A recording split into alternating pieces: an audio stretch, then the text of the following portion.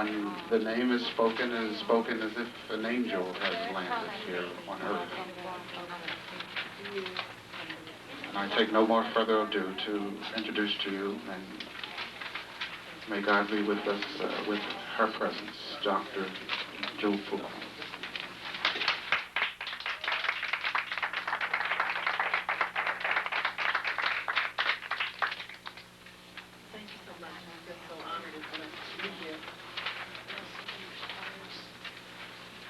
It's always very interesting for me to receive instruction as to what it is that I'm supposed to discuss and deliver at the moment. We're going to talk about a couple of things today, but I was asked to just share some information with you. I do want to make one request, though. Can you hear me now? Okay. Is there some way we can support her in hearing me? The lady in the back, she can't. I just ask that while I'm talking that no one please snap a photograph of me.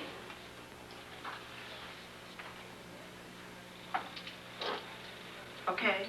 Can you hear me now? Is that better? Yes. Oh, okay, great.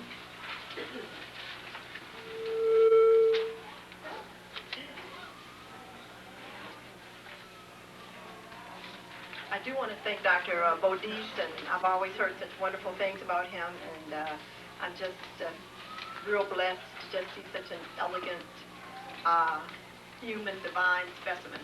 So thanks again, Dr. Bodis. One of the tasks, a personal task of mine, is to be the best that I can be.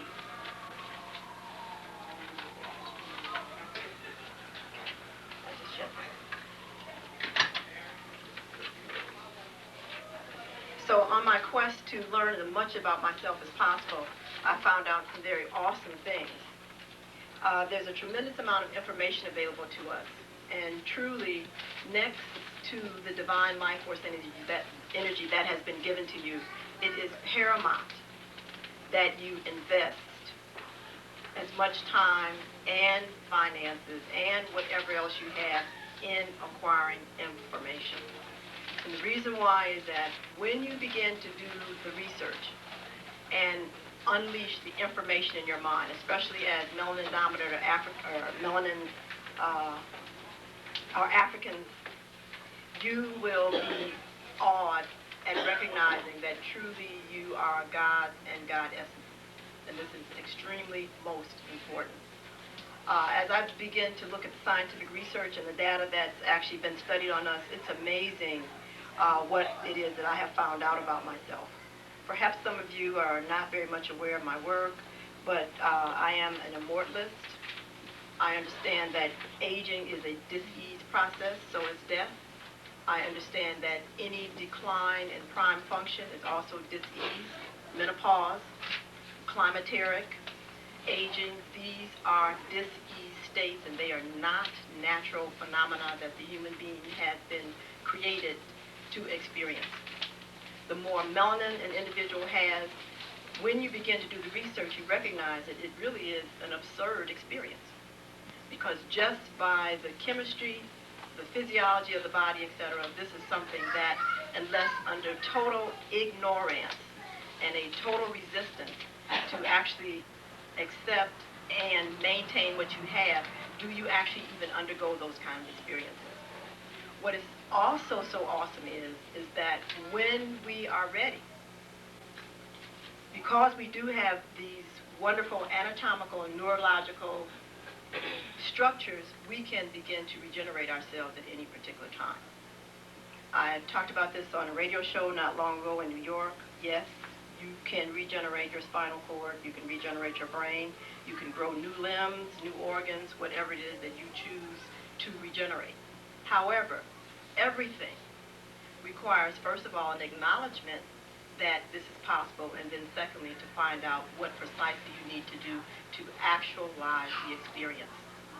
So anytime you begin to collect thoughts in your mind that things are impossible, that experiences are not experiences for you for reasons of primarily inadequacy, then do understand that obviously by universal law, those things cannot be in your realm.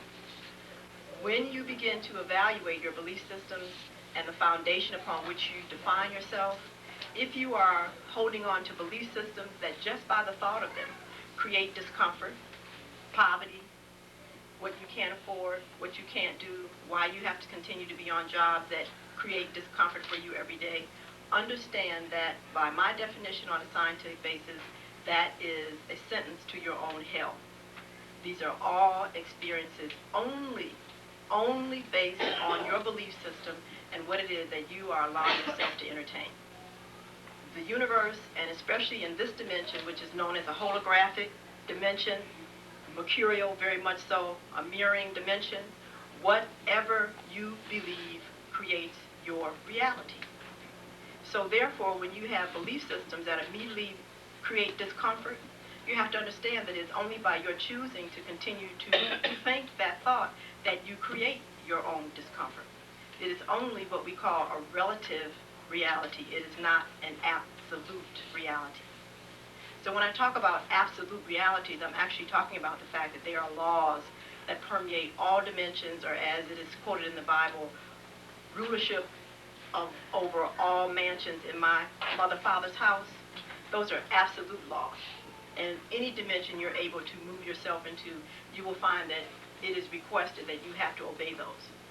But on a relative sense, relative reality has really been cloaked and has been perpetrated by social, cultural norms, okay, which are chemical realities that are actually written upon your genetic structure.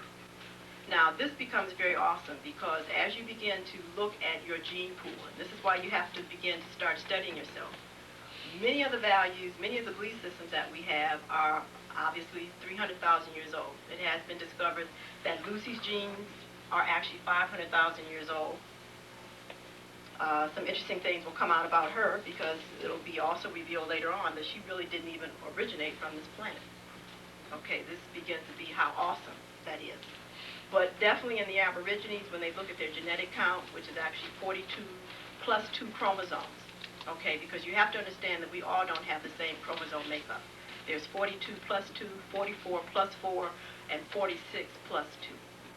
So depending upon the chromosome number that you have and also the number of chromosomes that you are actually able to activate depends and will determine your reality and the capacity that you have to master this dimension, okay? This is why if you begin to really do the studies, there's really 7 races on this planet that are divided based on their chromosome number. The Aborigines are really the original chromosomes that at least Caucasians have identified, which have the 42 plus 2 makeup. And they do contain at least 300,000 years of information in their chromosomes. Unfortunately, they have been one of the groups of people that have been researched on most intensely for that reason. So when you think of Jurassic Park, you can also think of the Aborigines, okay? And it's been an awesome thing that they have actually gone through for the Europeans to actually unlock as much as they have about DNA and the genetic code. We have 12 sets of double helixes, not 2. Most people, however, don't even activate 1/4 of the one single double helix, which is why they actually are experiencing the kind of life that they have. Limitation, lack of any type, discomfort is not your destiny. And do not ever allow a person to indoctrinate that with you. If you are experiencing it, it is because you have a relative reality that is not in alignment with absolute truth. This is one of the things that I stress because truly we are all potential gods and goddesses. That is only a state of existence that you personally have to earn, but the potential was already given to you. And not until you are ready to do the personal work and begin to understand who you are, can you begin to activate the 7 levels of brain function. Let me tell you about this a little bit. There's 7 levels of brain function. Most people are what we call trapped in either first, second, or third circuit. They never move beyond the third circuit. And it's very interesting because the social structure in the Western world, if you do not pay attention and know who you are, will lock you into it. Okay, the African race is actually the foundation for the economic system in America. So you have to understand how awesome that is. So every time you drive downtown, you see these big buildings, etc., they are built on your back. how can somebody tell you that you don't have money to do it whether you want to when you're actually the foundation for which these buildings stand? So do not accept this, but what we have not mastered is accountability and appreciation for what we have. Because one absolute universal law is that whatever you focus on expands, and whatever you appreciate will be multiplied and given double unto you. So it is a travesty when we begin to go up and down the streets and see that we do not respect and honor what we have, because when you do that, it automatically must double. That is a universal, absolute law.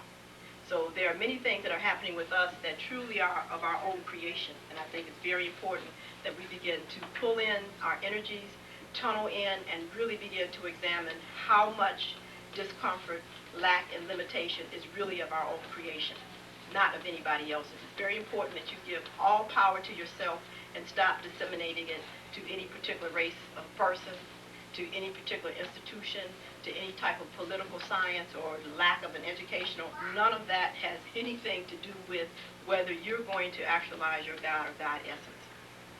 I brought some things here, and there's one book that I obviously left at home, but it's no problem. We have a 3-volume set here. Well, first of all, let me just go back to just get you hooked up. 7 circuits. First circuit is brain stem. It is equivalent to the reptilian brain. Now, one of the things that is known by zoologists and basic biologists is that when an ovum is fertilized, okay, on this planet, everything starts out the same. Okay, it gets heavy because all of, quote, the alchemical sciences now are brought into this, because there are numbers that we are honoring that really don't exist. Okay. There are states of existence that we get locked into that really are only to be transitory. So we have to begin to start paying very, very close attention. But the point being is that, first of all, brainstem activity is the same as reptilian brain. Okay? Now, if you paid any attention to the animals, and they're wonderful teachers because the animals are here on this planet to teach us the solution to any problem we might have. This is why the Native American Indians were so awesome and had the answers to solutions. And it's very interesting as to their unwillingness to accept what was before their very eyes that actually caused their own extinction. You have to understand that the belief systems and the perceptions that the Native American Indians decided to fall into predestined them to extinction. It was just karmic that it happened to come through the Caucasians. Okay, and this is very interesting because when we begin to look at the destiny and the future of the African, we have also set ourselves up in the same position.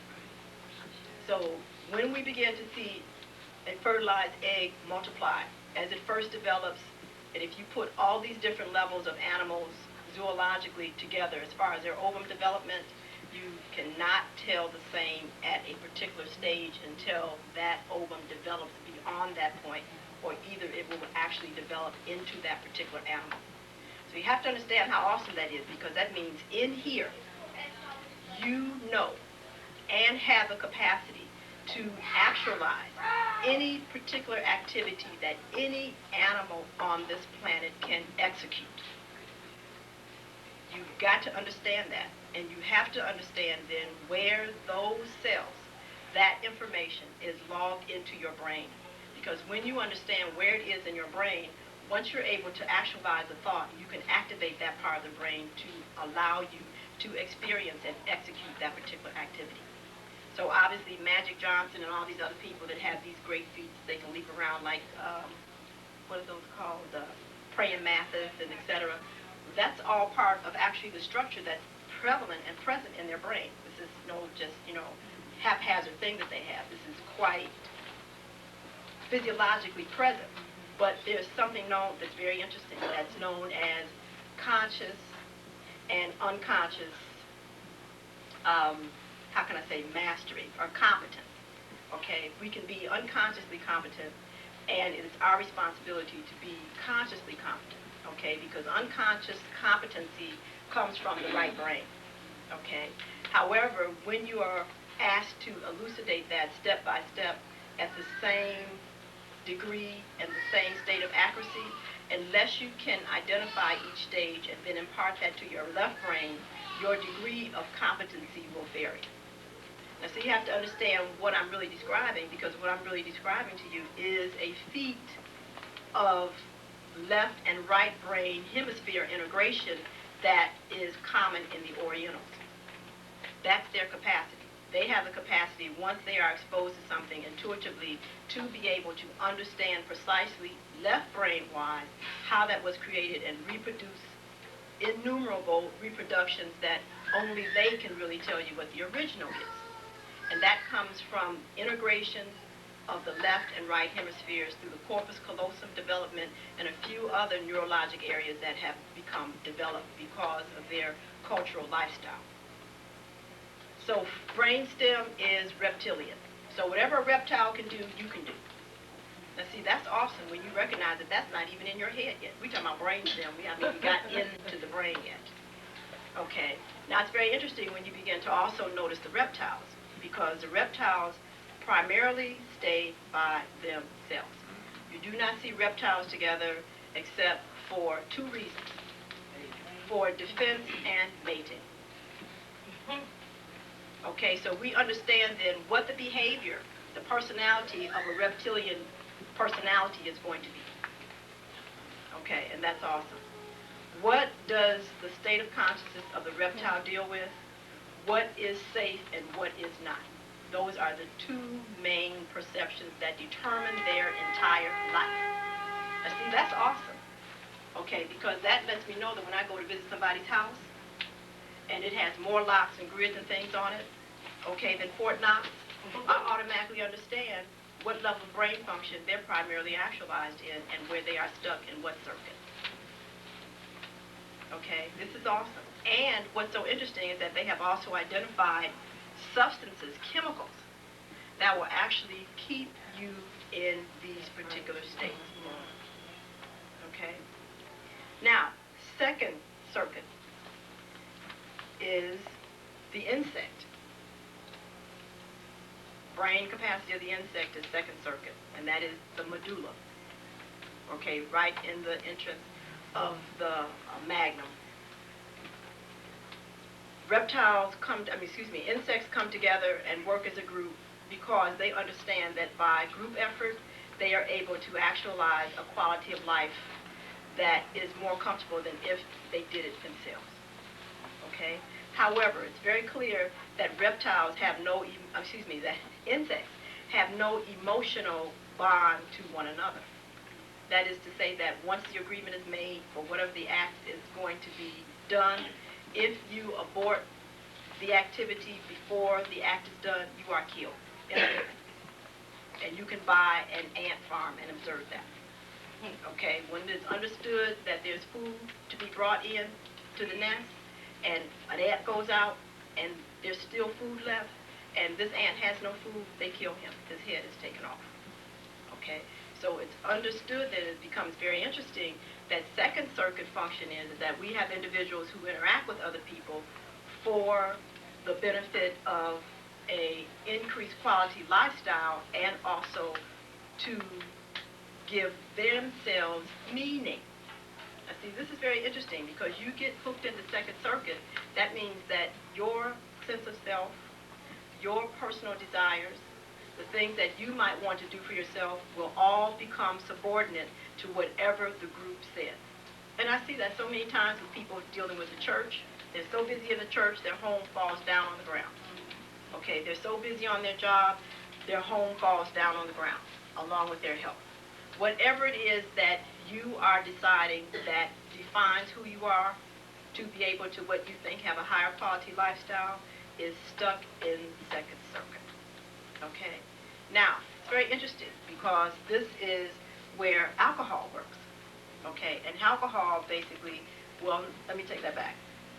Alcohol is more so first circuit. Okay?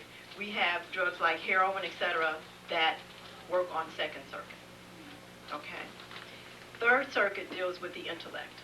These are individuals that if you can't read it, if it hasn't been researched or there's some type of documentation from someone else who said it, then you don't believe it. Okay, this is the intellect and this is the avian. This is bird. brain mentality. Okay? Now, that is a very controlling mechanism. Okay? And this is where cocaine comes in. Okay? Because these are the individuals that get super ego tripped, and once they think they know something, they can do whatever they want to, etc., and do this over and over again. Okay? But this deals with the intellect. If I can't read it, if it can't be proven to me, etc., based on whatever I think proof is, that it doesn't exist. Third circuit. And many of us are caught into that. That's why we feel, for example, that we don't amount to much if we don't have whatever society says is important for you to be an educated person. Now, we know with the number of universities on this planet and with the problems on this planet that obviously having a degree means nothing. And it's amazing to me to see the number of Africans who still continue to barge their way into these institutions looking for answers when it's demonstrated every minute on CNN that they don't have them. Okay, this is very, very awesome.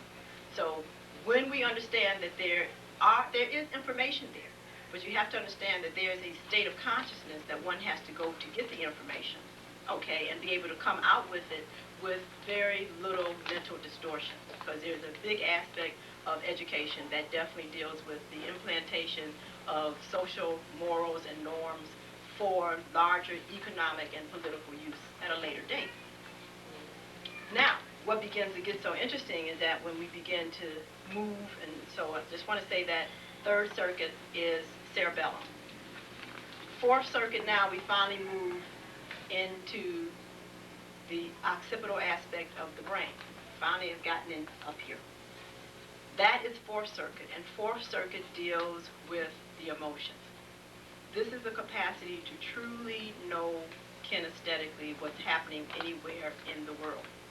Now, I think that the Western world is very, very interesting because fourth circuit is something that is condemned, literally, in this society for you to function on. Okay? I mean, Tina Turner talks about what does love have to do with it? So she immediately tells you that your decision should be made from third circuit, not fourth. Okay? Because you have to understand that fourth circuit deals directly with heart and knowingness and the center where the divine intelligence really resides. The Native American Indians can tell you that decisions should be made from the heart. After the brain gives you the information, the final decisions are made from the heart space. Never from the head, never from third circuit. But when we have individuals who now are incapable of expressing their true emotions, no camaraderie with others, lack of intimacy, etc., they are truly locked out of fourth circuit. Now, this is interesting. It's only one drug that they talk about that has a capacity to immediately move you into the fourth circuit, and that happens to be marijuana. However, the capacity for most people to actually get pure marijuana, because in this country, as much as they can, they douse it with something known as paraquat that immediately is toxic to the fourth circuit of the brain. So if you're dealing with that here, you are actually poisoning yourself and bringing about destruction because of what they hook on to the THC molecule. But the capacity to finally move into the fourth circuit where you do allow your feelings to be your guide as to who's who and what it is to do is very paramount to be able to access womanhood, manhood, kingship, queenship, and then finally God and God essence. So then moving into the fifth circuit deals with pure intuition. Intuition, if you look in the Webster's dictionary, is pure knowingness. See, most of us have the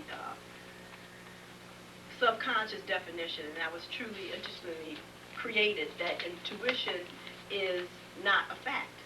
It is a fact. It actually is a capacity to perceive past, present, and future at the same time. So when a person is able to intuit, that's the highest level of knowingness.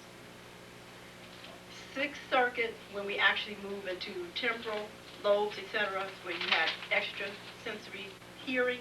You can hear anything, any place in the world and in other dimensions. This is also where you can begin to see into other dimensions, etc. And then finally moving into sixth circuit is activation of the frontal lobes, where depending upon your physiologic structure, you can access and utilize the entire electromagnetic spectrum as we know it. Now, it's very interesting, and a distorted perception of what I'm talking to you about was elucidated in Lawnmower Man. Okay, any of you that actually saw Lawnmower Man, it's a very profound movie, because actually what they did is externally give this, what we call idiot savant, the neurotransmitters, which means that they gave him the liquid aspect of the thoughts that are necessary to activate all of these different levels of the brain. Now, do understand what I'm saying, because I'm telling you that every thought that you have is a chemical reality in your blood, and therefore determines the entire quality, not only of your physical body, but of your entire life, because we are now talking about electromagnetic attraction.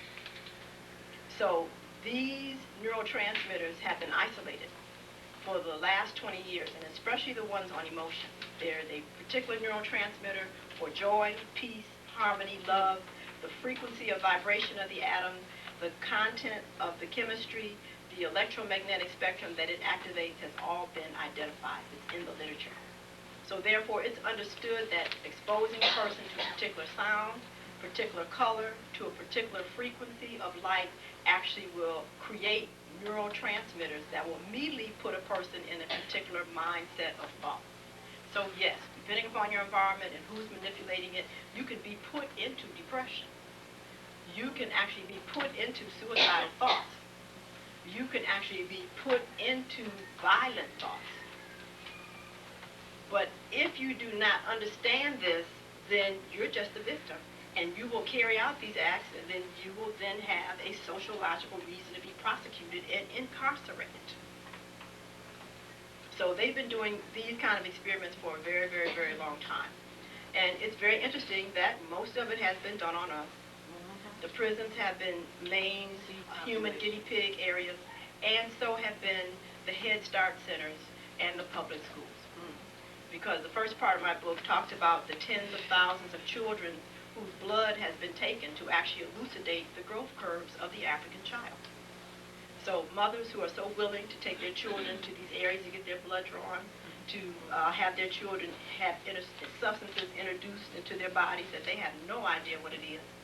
Okay, whatever it is that they allege, have no idea of the entity that they are actually feeding and what it might do to you later.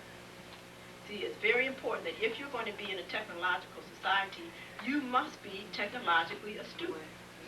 Why don't you know what the Hubble telescope is? Why don't you know what it's looking at? Why don't you know what McDonnell aircraft is sending up every week? Why don't you know about the actual space station? Why don't you understand what's happening with the faults on the planet? Why don't you know that they already have maps of the United States where over 1/3 of the land mass is gone? You must know that, because you can't sit up and talk about, I'm going to go to school next year for the next 2 years and get a master's degree when the city ain't going to even be here. What are you talking about? Okay, you have to understand what your purpose is, and you have to understand that as long as you're committed to Earth, you've got to have something to stand on. Unless you've activated 6th or 7th circuit, where then you can fly. Doesn't matter. Okay, but